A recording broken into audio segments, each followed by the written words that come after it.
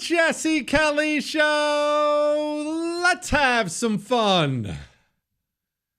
On a Monday, welcome to the week. I am ready, and I hope you are. And we have a great show for you tonight on the Jesse Kelly Show. I'm going to talk to you a little bit here in just a moment about security. It's not going to be political. We're just going to talk straight up security here in a few. Just feel like, given all the recent news, maybe it's time to have a really basic conversation about such things.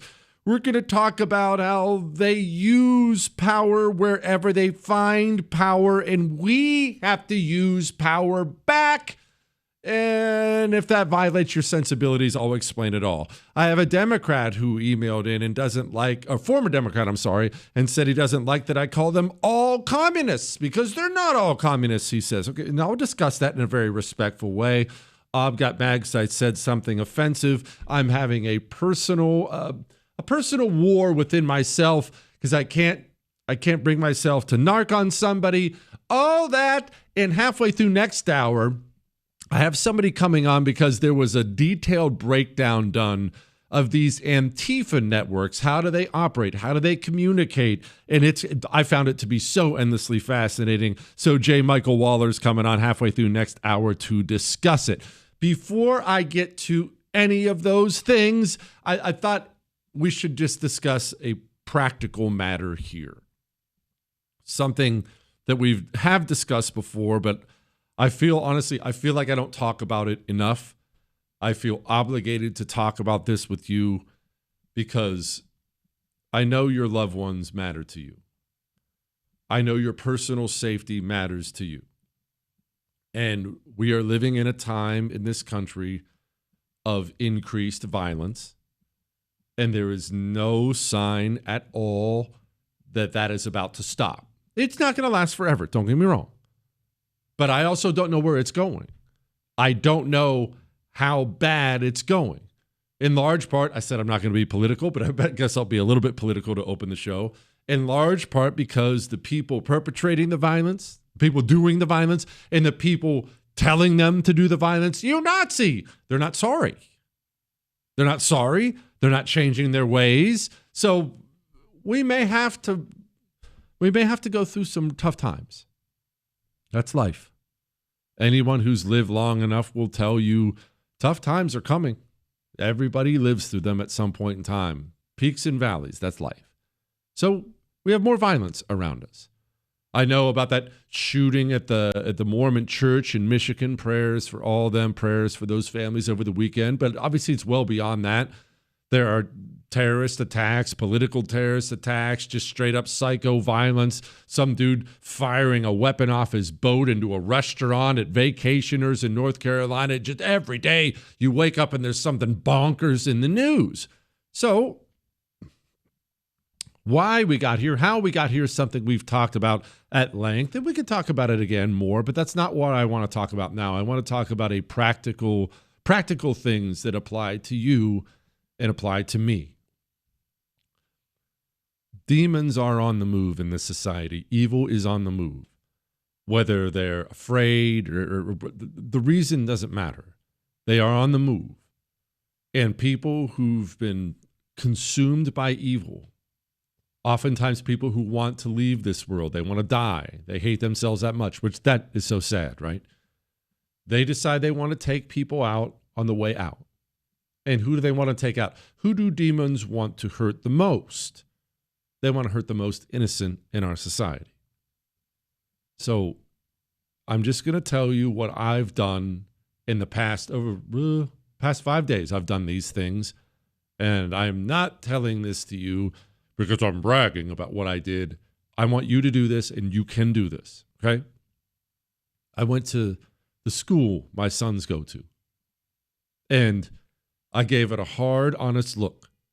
Now, maybe you're thinking to yourself, well, I'm not trained. I don't know anything. No, set that aside. I'm not talking about your training. I'm not talking about your background.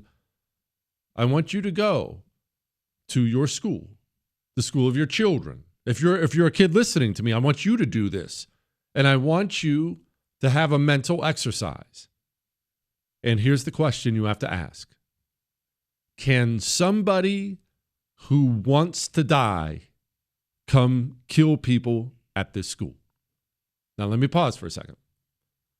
Islamic terrorism, jihad, it's something that came about really in the 70s, but it really got cranked into overdrive, honestly, post 9/11, where these jihadis, we were having a hard time dealing with them, a hard time understanding them. And as a practical matter, we were having a difficult time figuring out how to stop somebody who's willing to die.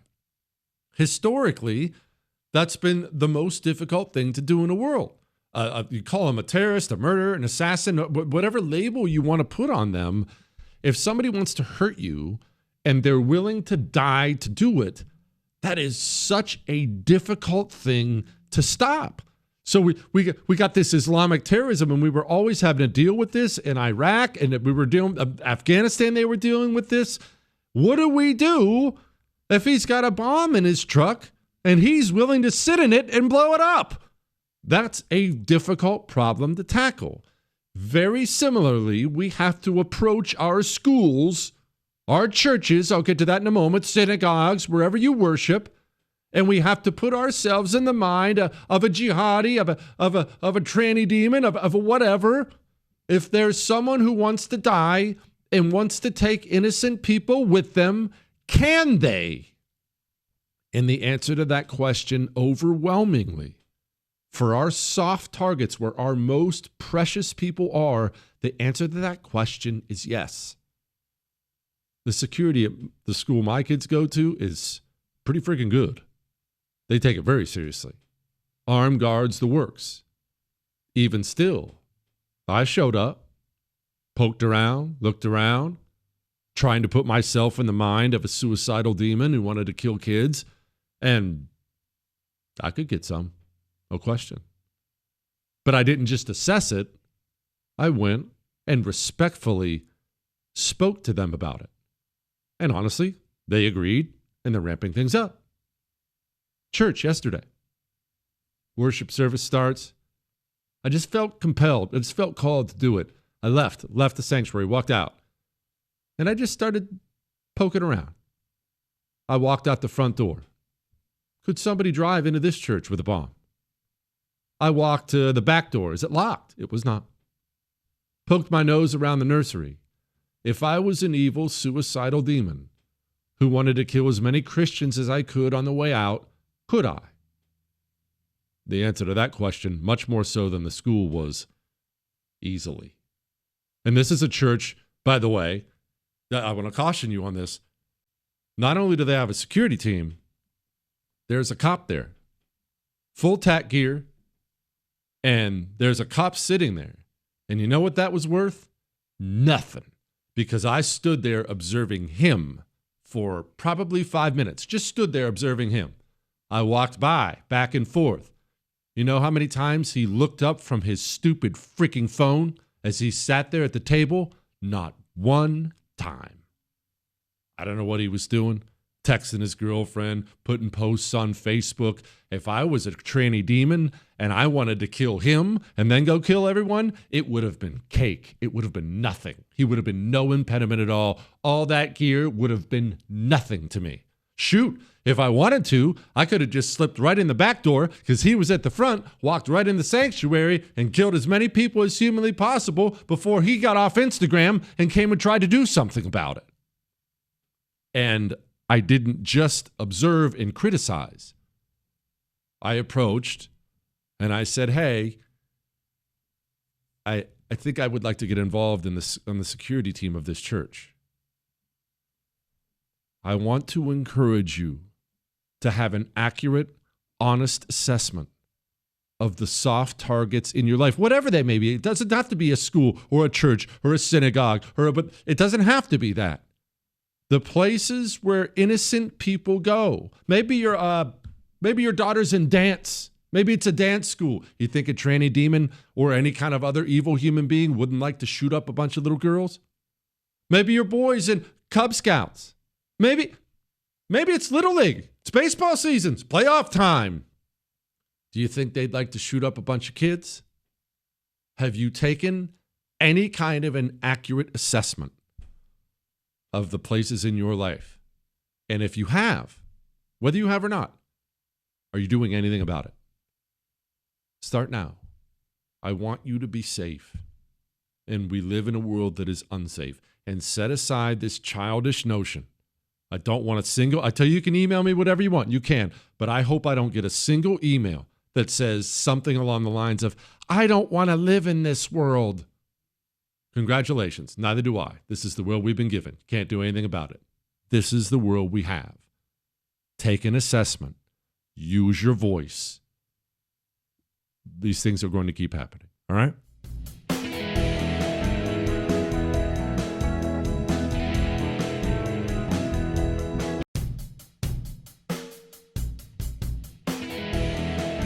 It is the Jesse Kelly Show on a wonderful Monday. Remember, you can email the show, jesse@jessekellyshow.com. I just want you to be safe. That's why I had that talk. I'm not going to belabor the point now. I want you to be safe. I dread the day I walk in here with an email of, Jesse, my mom was hurt. Jesse, my son was hurt. I want you to be safe. Don't try to wish away evil. Do something about it. They are everywhere in our society. All right? All right. I wanted to get to this because, well, here it is. Got an email. Remember, jesse@jessekellyshow.com. Your love, your hate, your death threats. All your emails are welcome. Jesse, I had been a longtime Democrat until Trump came into office a second time, and I started listening to your radio station. I realized I'd not been doing enough research in the past and simply didn't realize how bad the Democrat Party's ideas had gotten. In a sense, I guess you might say I was brainwashed. I only have one issue with your show. Otherwise, I enjoy your show. Why do you say all Democrats are communists? When in fact, I think there are probably a lot of Democrats that are not communist. We've just been told a bunch of lies. Could you please quit calling all Democrats communists? No need to dump on all Democrats, so on and so forth. It says, thank you. Have a wonderful day. Okay, so let me explain something, not just to this person, but to everybody. Let me ask you this. Let's say there's a group of young men, 5 20-year-olds, right? And these 5 20-year-olds, they have someone come into their life. He's a man. And this man who comes into their life hates me, wants me to die for the things I say. That wouldn't be unbelievable, right? Wants me to die for the things I say. He hates the Jesse Kelly Show. He hates the crappiest country in the world tournament, and he wants me to die, all right? So that's his motivation. But he goes to these 5 young men, these 5 20-year-olds, and he starts to tell them over and over and over again that I am a murderer and a drug dealer, and I need to be killed. Jesse Kelly's a murderer and a drug dealer, and he needs to be killed. Jesse Kelly's a murderer and a drug dealer, and he needs to be killed. Now, I'm neither a murderer nor am I a drug dealer. But after a long enough period of time, these 20-year-olds, believing what they've been told, believing the lie, they show up at my house, and they come into my house to kill me because they believe I'm a murderer and a drug dealer, and I need to die. Now, let me ask you something. Does my situation, 5 guys in my house trying to kill me, does my situation change because these guys are true believers versus people who believe in lies? Or no matter what, am I in the exact same situation? I'm in the same situation whether they truly believe it, or whether they just have been lied to, or whether they're masterminds behind the scheme. None of this changes at all. And yes, you can say the man who lied to them is the most evil one. And I would agree with you that he is the most evil one, but the situation on the ground remains the same. The Democrat Party of JFK, the Democrat Party of Bill Clinton is gone. The Democrat Party today, I know that you've been lied to. Well, not new. You woke up, and by the way, you deserve all the credit in the world for waking up. The Democrat Party of today, of the year 2025 is a culturally Marxist party. They believe in the most disgusting, despicable things. And whether or not that individual, whoever that individual is, believes it just because they've been lied to, or whether they're an evil mastermind behind the entire scheme, is completely irrelevant. Totally irrelevant. When you're standing above my bed with a gun to my head, the reason you're there is completely inconsequential. It matters not at all. I have to do something about it, and you have to be stopped. If you are a Democrat today and you believe Donald Trump is a Russian agent and all illegals should get to come into the country, that people can change their sex if they just start chopping off body parts, and on and on and on and on and on down the list it goes, the list of verifiable lies, I'm sorry, but you are a communist. You may not want to be. And by the way, I realize 99% of Democrats don't consider themselves communist, but I don't care what you do or don't consider yourself as. The Democrat Party today is an evil communist party that is trying to destroy the United States of America. Whether or not each individual in the Democrat Party shares that motivation is inconsequential. Does not matter at all. In practice, it all works out exactly the same. And so, if being called a communist offends you, well, look, I'm really not trying to be mean, and I'm definitely not trying to be mean by this person who sent this in, because I really respect them for waking up. If it offends you, maybe that's good. You know, being offended sucks. It's not like it's a wonderful feeling when someone offends you, hurts your feelings, but oftentimes it's the best thing in the world for you. I remember when I was running for Congress, I got the fattest I ever got in my life. I wasn't working out, traveling all the time, eating the worst food. As you can imagine, you're always on the road. And look, I have every excuse, but I did it to myself. Got super fat. Fat for me. I'm 6'8". You wouldn't have known, but my parents would know. First thing my dad said when he came down and saw me, "Jeez, you got fat. What are you doing? Are you not working out?" You know what? Hearing that from your father, oof, hurts, right? Guess what? I started eating better and working out. The Democrat Party today is an evil, communist, anti-American party. And if you are voting for Democrats, you are voting for evil. And you have to stop. All right.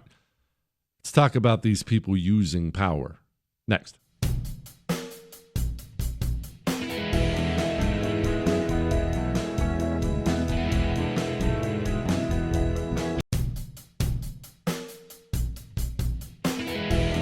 It is the Jesse Kelly Show on a Monday. So let's discuss just a couple things here on the show.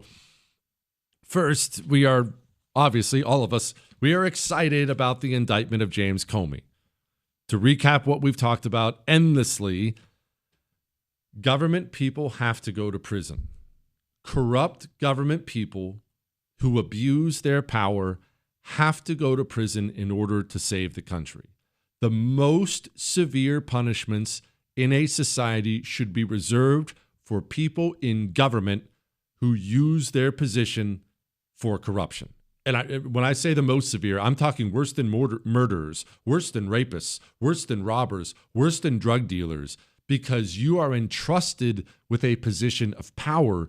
If you use that power for your own selfishness, if you use that power for your own evil, you can actually completely destroy a country. And I've talked endlessly about how the United States government is by far the largest criminal organization on the planet. By far. Largest, most well-funded, and they all let each other out of jail. None of them, nobody significant, ever goes to prison. They steal our money, destroy our country, and they all let each other off scot-free. Okay, we got that.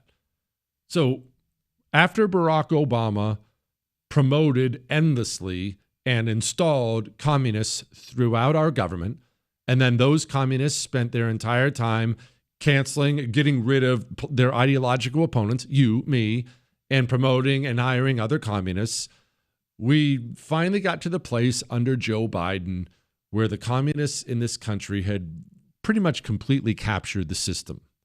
Captured all the institutions of power. And then because Joe Biden is a useless cadaver and he could only sit in the corner and drool, The communists, like Anita Dunn, like Lisa Monaco, like all these others, the communists inside of the government went crazy, went absolutely crazy, using all the power they had to attack their political opponents and, of course, reward their friends. Those are the two things communists do with power. That's what they believe in. And they will never not believe in that. Remember, if I were to give you power in the United States of America, if I had the power to hand you the presidency, we'll make it the biggest one. I know right now, if I were to ask you what you would do with it, if I were to ask you, what would you do with the presidency? I bet you money. Answers may differ. Of course, they'll differ. I bet you money, though, your answers are always centered around what's good for the country, what's good for the people. Maybe it's a border thing or a tax thing for you or whatever, but you would have the country's interests at heart. That's good. I'm glad you do. But please know that they don't share that at all. That never crosses their mind. The country's interests or the state's interests or the city's interest or the county's interest, these things never cross the communist's mind. They're only interested in what? What two things? Rewarding their friends and punishing their enemies. That's what they do with power. So James Comey lied. James Comey has lied a lot. James Comey used his position as head of the Federal Bureau of Investigation, and he committed crimes with it. Why? Because the Democrat president of the United States of America, Barack Obama, told him to attack the Republican nominee, Donald Trump, and James Comey did. He did it personally, and he deployed the Federal Bureau of Investigation as if it were a political weapon and attacked Republicans. So James Comey has to burn for this. He has to go down and go down for a long time. He has to be indicted. He has to be tried. He has to be convicted, and he has to be sent to prison for a long time. Yeah, this guy. Do you agree with the strategy of focusing on the Oath Keepers and focusing on prosecuting that group of individuals first in order for it to be a deterrent? You've got to throw the net wide, get all of them, both the organized groups, Proud Boys, Oath Keepers, but find everybody who went into that building. Find them all. Again, not because of my concern that those people who committed a misdemeanor they're going to go into the community and reoffend. The message has to be sent of zero tolerance. We will find everyone and punish everyone who went in there so that no one does it again. We will hunt you to the end of the earth, even for a misdemeanor, and make you pay for that to send that message. Okay, so he's got to be hunted. He has to be sent to prison. Now, we got all that. But I said all that to say this. It's not just, when we talk about the communists using power, it's not only that they use high positions of power which they've managed to obtain, whether it be CEO or a media pundit or the presidency or the head of the FBI. It's not just that. Because they are all in on the revolution, they believe in using any power, large or small. Do you know what jury nullification is? For the most basic way I can explain jury nullification is you're on a jury, you know the person is guilty, or you believe the person is guilty. You're sitting there, you've seen the evidence, they're clearly guilty of the crimes, but you decide you're going to vote not guilty anyway. That's known as jury nullification. Here's a headline today from The Atlantic. Trump's politicized prosecutions may hit a roadblock. When the president puts his political enemies on trial on pretextual grounds, jurors have the option to refuse to convict. They're already pushing. And go ahead and write this one down. Don't think this is the only time you're going to hear the term jury nullification in the coming year and hopefully coming years. This is going to be a term, Chris, make sure you're recording this. This is going to be a term that is going to become part of the communist language in this country. Why? as communists are getting arrested from street animals in Portland to elite communists like James Comey, as we are starting to arrest the communist criminals in this country. They are going to try to get themselves out of trouble with jury nullification. I can see it coming a million miles away. And the sad thing about this is I am very concerned they're going to be successful. And think about this. If you're in a trial, and remember how at least how it works in some criminal cases, I believe all, I don't know, there are probably exceptions. Anyway, you need everybody to say yes, guilty, everybody. So we can only get communists thrown in prison if there are no registered Democrats on the jury? Is that where we are? There's a chance that's where we are, and I want to mentally prepare you for that. These people believe in using power, even if your only power is you got yourself on a jury as a Democrat. You now have power in your hands, power to protect the revolution, power more specifically to protect the revolutionaries, and you will use that power.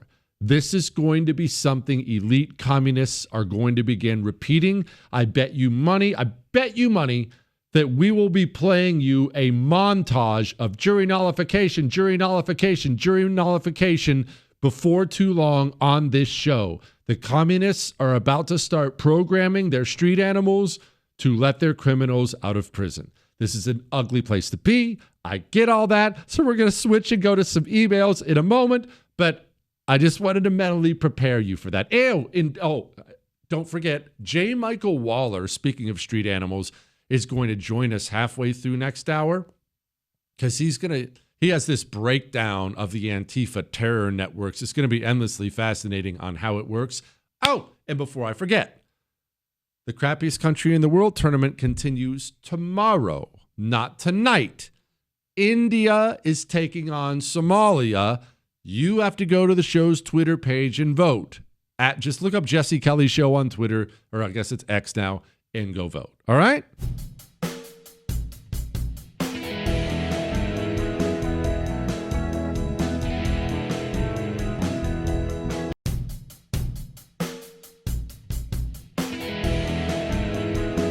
It is the Jesse Kelly Show on a wonderful, wonderful Monday, only 10 minutes away from Medal of Honor Monday. Before we get to the email, I have to tell you, I'm having this moral dilemma, and I was going to probably wait till next hour or something, but I have to get it. I can't get it off my mind.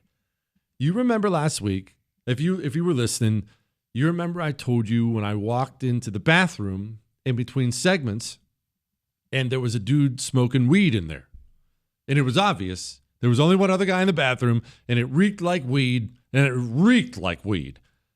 he comes out, and he's splashing water in his face because he's high as you can be, and he leaves. I told you that last week. Okay, you got me? Well, he leaves the bathroom, and he walks into another office in this building. Now, I know several people in management in the office in this building. The office he walked into, I know the managers, okay? I, just by happenstance, ended up running into one of them in the hall, and we were actually joking about the bathroom. And he said, man, people just go in there, they don't wash their hands. I'm like, I know, it's really gross. We start talking about it, and I say, yeah, some dude was smoking weed in there last week. He works in your office. To which he says, he works in my office? Who was it? Now, here's what I did. I told him I didn't know. Now, obviously, I don't know the guy's name, but I dang sure know who it was. And it would, without explaining further, I don't want to be mean, it would not be difficult to explain who this person is. He stood out. I could have given him up right there. I don't know whether it's just a childhood thing, a guy code thing.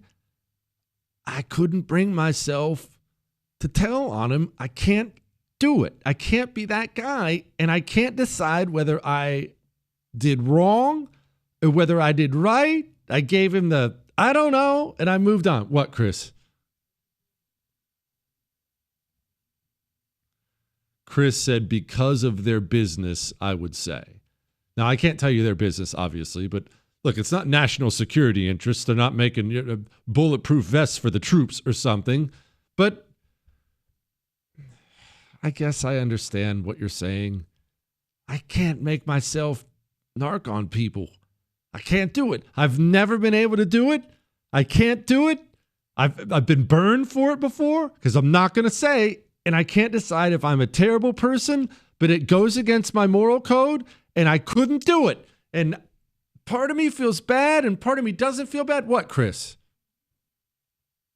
I'm not going to tell you and then you'll narc. That totally, that's violating the principle anyway. That's knowingly violating the principle. And I do feel dirty, and I do feel bad. Anyway, Jesse at jessekellyshow.com. Let's get to some of these emails. Hey, Balding Bronco. Recently, you were talking about how fat Jasmine Crockett and AOC are, and you were wondering what is happening. Pause in case you missed this. I wasn't trying to be mean. AOC is, especially for a communist, has historically been pretty attractive. Jasmine Crockett, same thing. They have noticeably put on 50 pounds each. Noticeably. They just have. It's hard not to notice it. They have.